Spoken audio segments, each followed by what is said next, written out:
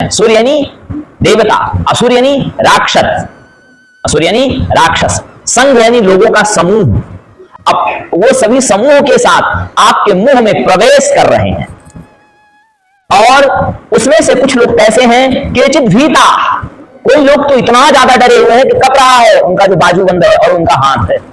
प्रांजलि गणंती, वह अंजलि को बांध करके, अंजलि को संपुटीकृत करके, स्तुवन स्वस्तित्युक्त्वा, आपकी तो प्रशंसा कर रहे हैं, आपके लिए तो कल्याण वाचक मंत्रों का पाठ कर रहे हैं और आपके लिए स्तोत्र का वाचन कर रहे हैं। और महर्षि सिद्ध संगा, उसमें कौन कौन कर रहा है, कौन कौन उस समूह में शामिल हो रहा है, तो महर्षि, कौन, महर्षि, सप्तऋषि आदि और सिद्ध गंधर्व आदि और संघ यानी सभी देवता।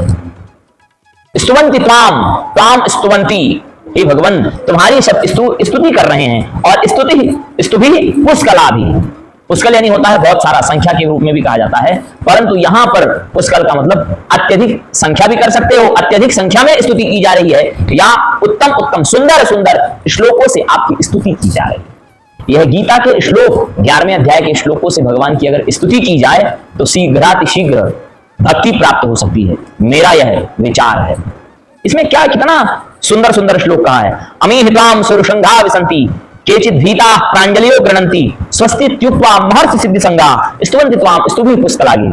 हम जब शालिग्राम, जब ठाकुर जी जब अपने बिहारी जी के पास समक्ष अपने आप को जब पावे उनके सामने, तो उनके सामने क्या कहें, हे भगवान आपके मुंह में संपूर्ण लोकों का वास है और आपसे मैं भी कितना डर रहा हूं और मेरी तो खड़े होने की हैसियत नहीं, फिर भी आपके सामने मैं खड़ा हूं, आपका कितना उदार भाव है और आपकी मैं किस प्रकार से स्तुति करूं।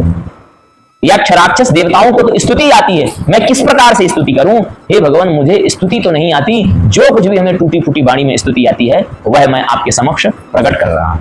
यानी कि दो तीन लोगों के पास आपको कभी भी अहंकार नहीं करना, चाहे आप कितने बड़े विद्वान क्यों ना बन जाओ, उसमें से एक व्यक्ति है परमात्मा। परमात्मा के सामने आप ज्ञान के अथाह सागर क्यों ना हो, और उसके सामने आपको बालक बन के जाना चाहिए। माता पिता और गुरु कितने बड़े विद्वान क्यों ना बन जाओ, उनके समक्ष, माता पिता गुरु के समक्ष आपको झुक करके ही जाना है।